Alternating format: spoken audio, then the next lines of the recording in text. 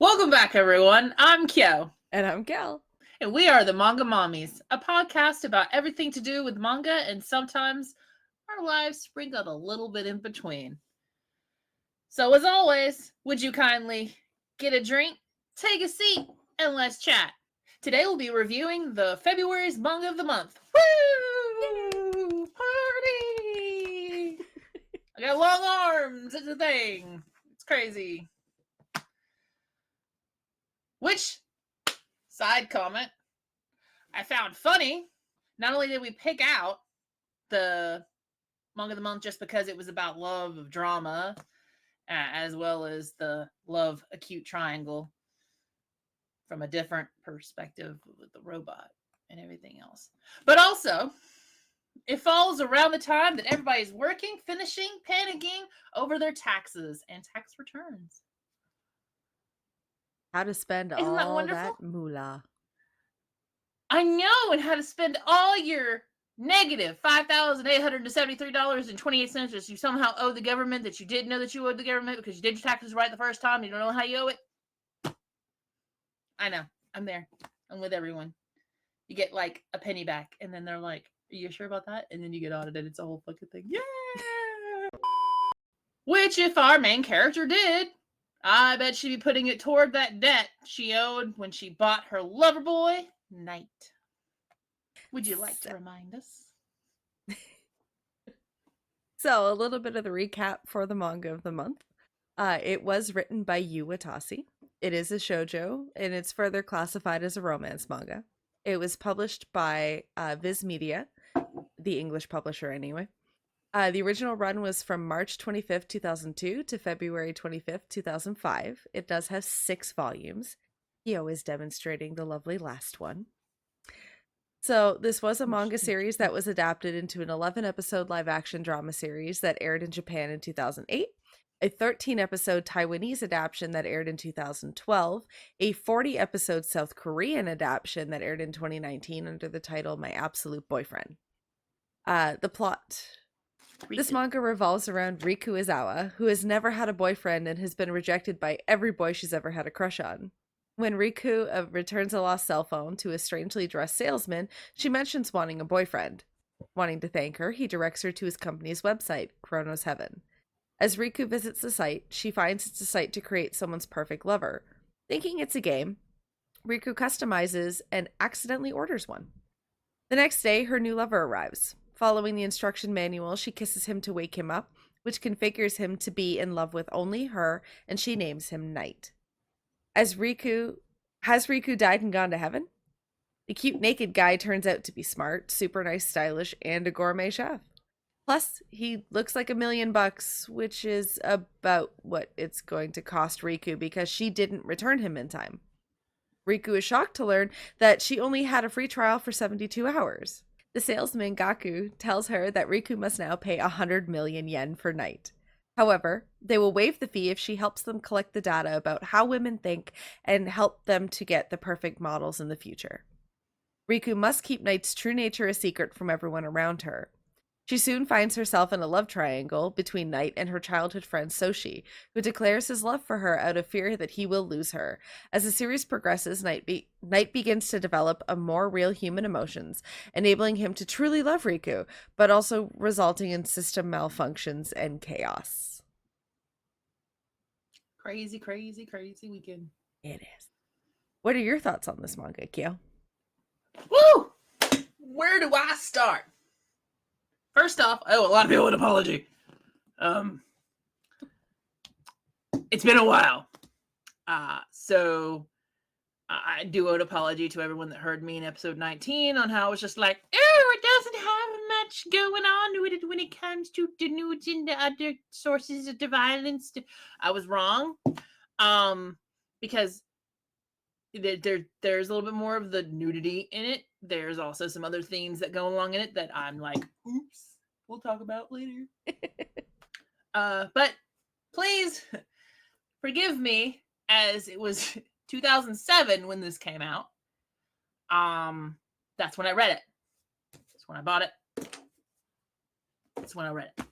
So you are mildly forgiven.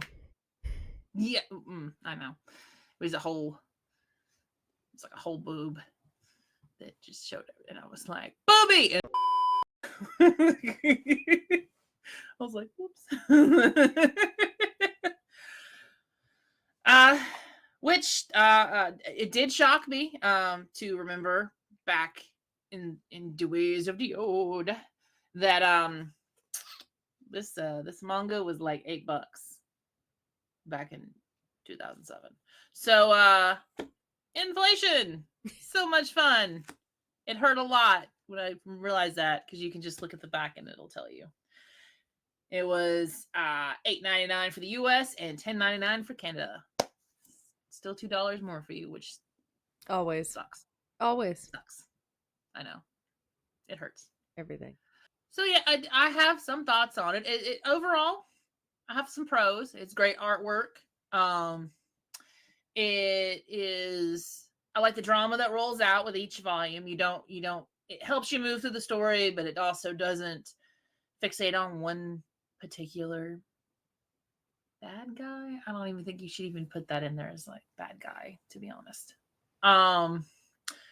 There is a point in the manga where he's getting fixed, and the creator thought it would be cute to make a chibi version of him and give to her. And like every day that she wakes up with it, he's like in her cleavage and was just like butt naked going, "Good morning." And she finds him so adorable. It's like the cutest little thing. I'm like, oh, it's so tiny. But you know, then you got your with the two main love interests that she has. They actually become really good friends, if not best friends. They don't bicker the entire time toward each other. They kind of go on level plane in a way. Like one corrects the other corrects the other if they do something wrong. But they both have her interest, her health, her mental health, everything in mind. One of the main ones backs off toward the middle of the manga when she kind of pronounces her love for Night. So he's like, okay, I'll go see my father overseas for a bit, or it was something like that. Some cons, there was a little bit too much drama sometimes. The best friend that she had toward the beginning, the bitch, fucking hated her with a passion. She gets jealous. From my understanding, she gets jealous, and then she tries to get a gang to beat the shit out of her friend. It's so stupid. And then, like, finally somebody's like, oh, yeah, I'm glad she finally showed her true colors to you. And I'm like, that's stupid. Oh, I was so mad about that. I was so mad about that. Had flashbacks of my own personal dramas, and I'm like, oh! Let's see.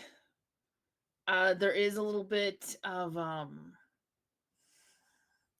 can't even really say, like trigger, but there is a point where another creator of the company sends out his version of Night 2.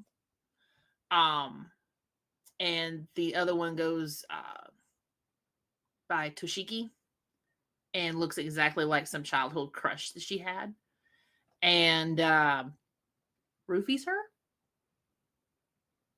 Like the creator comes in and like makes Night passes out by the code number that uses it, and then the other one like kisses her and like pretty much like shoves the shit down her throat, and she passes out, and then she wakes up naked. She wasn't raped. It was one of those ploys they put in a lot of mangas and a lot of K-dramas where it's like you roofie them and then they pass out, and then the next day they wake up with like somebody next to them and they're naked, and it's to make them, and somebody's taking a picture of them in bed together even though they didn't do anything, just to make her look easy to spread rumors and make her, look horrible for society. Yeah, because wasn't there something like there was like a bet that the one that was able to actually kind of seal the deal with her was the one who wasn't going to get factory reset out of the two or something. There was something like that, if I remember correctly. Mm-hmm. So it's like he was trying to make her think that they did something so that he wasn't factory reset. Yeah, it's a whole subplot within a plot of a plot. I mean, it's a whole. It was a whole thing. It pretty much another example of that from other mangas would be Peach Girl. Momo gets the same way. She gets roofied at a party, and she wakes up next to a model and like lipstick on the mirror and um, condom with like fake. It was like a whole thing. So, and it was pictures that were just rerouted of her throughout the school. So it was one of those things where it just makes you look like a bad person. Mm-hmm. Easy. I used to say loose, but then I realized I was old, so easy's easier. we had a whole honestly, we had a whole conversation. I was like, what word do I use? And I was just like, I'm old. Another con would have been it ends bittersweet. It ends about not even the whole book. She's got like 2 other stories at the end of the book that she gives us, the writer. After it ends, it's pretty much bittersweet. She finally, so it turns out that you kiss Knight and he's programmed to love you and only you. Problem being is that you have to fully have sex with him in order for him to be completely programmed to where he can't be reset.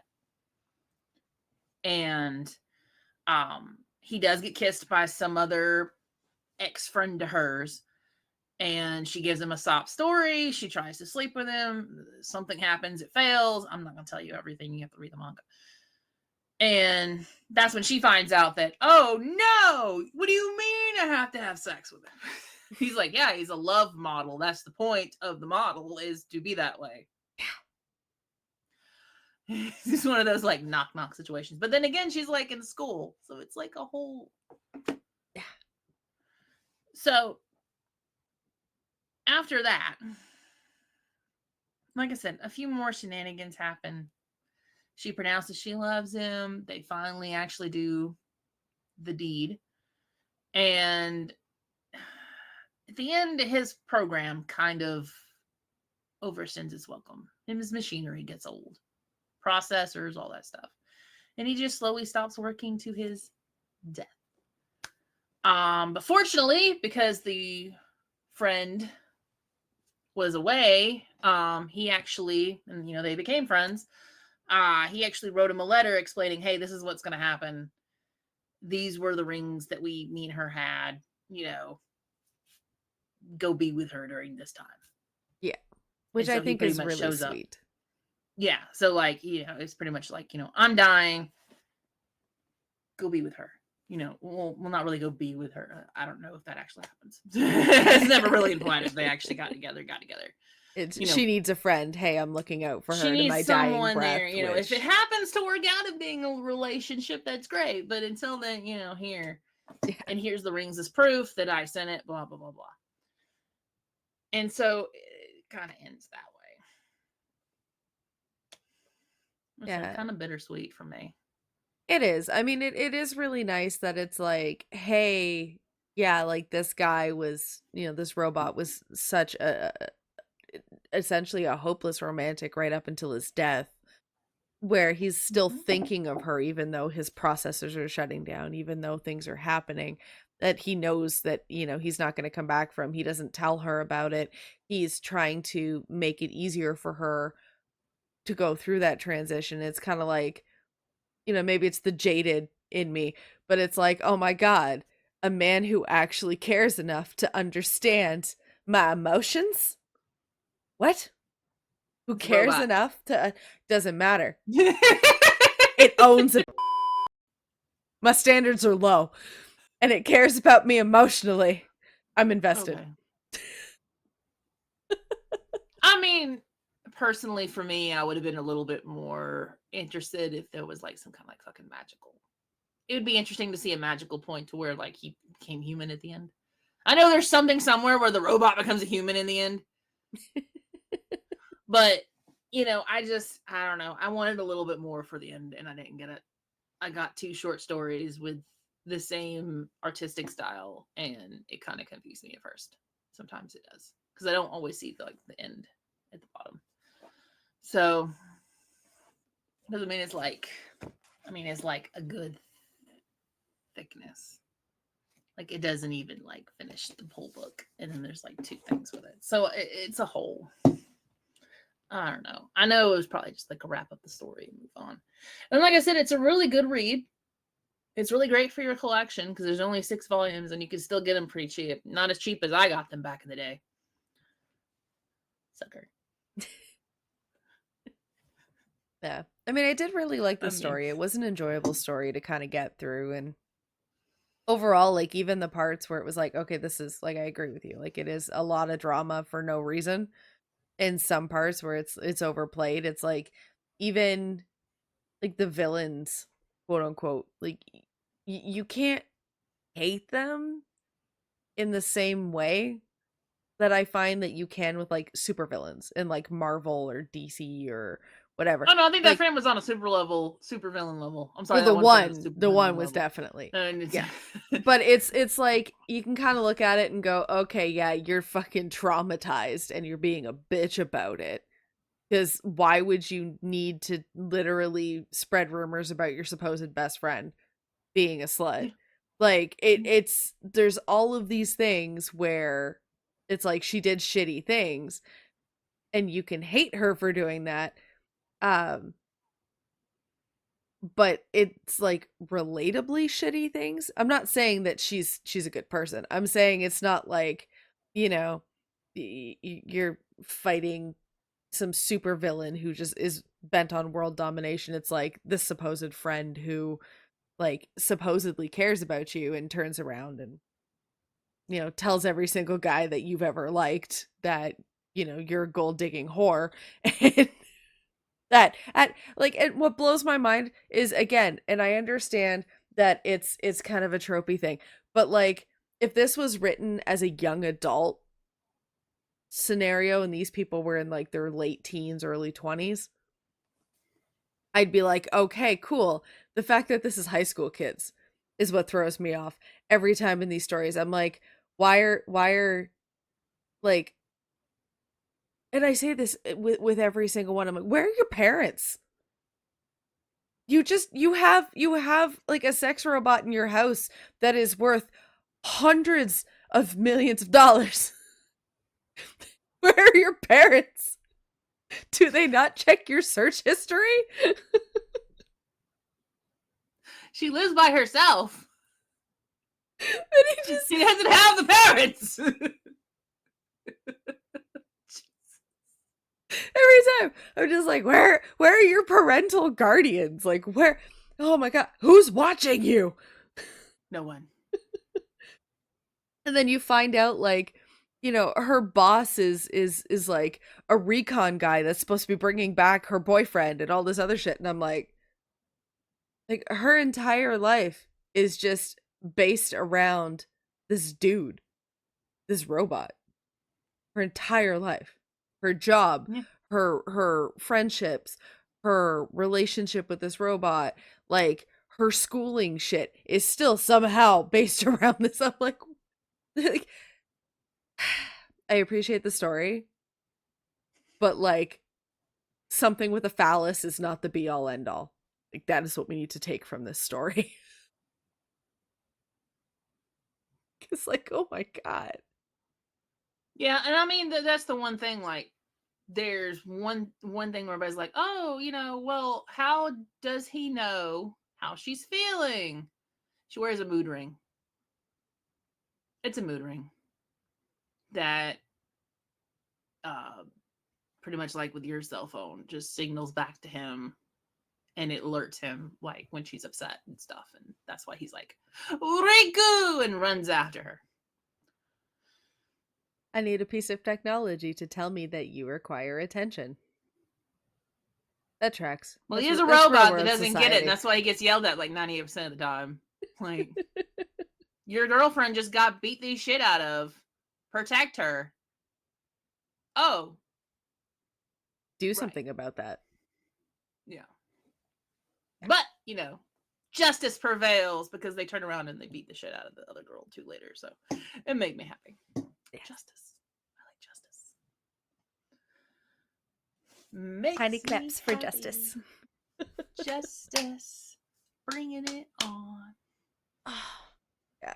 It's like overall this one was a lot, you know, a really fun read, and it's fun to get into stuff like that where it's just it's borderline fluff, because even the drama's like meh. Well, the drama's exciting for if you just want a little bit of excitement. I mean, it doesn't have to go. No, but hardcore. I know that we keep comparing it, but like I keep comparing everything to like Starving Anonymous. Well, Starving Anonymous isn't a love story. I hate to tell you this. The drama. I mean, it could be. We don't kink shame in this house. With who? I don't want to know. Monster A to Monster B? I mean, what do you want? I'm not getting into it. I've already said enough things that make this not a PG channel. What's even a PG channel anymore? We don't get ads. It's whatever. That's why I shame myself, and I'm just like, send me money. We don't even have fans, so it's whatever. Nobody loves us. They don't even know we exist. We don't have pretty collections or mind-blowing shit that makes people in awe of us. It doesn't happen that way. We're just two crazy women talking about books. Yeah. That's all it is. But no, I mean, that's why I picked this one, because it's not overly fluffed. It's not like, ooh, I love you too. Oh, you're a robot. It's none of that. No, it's none of that. There's some drama. There's some hate. That's another day.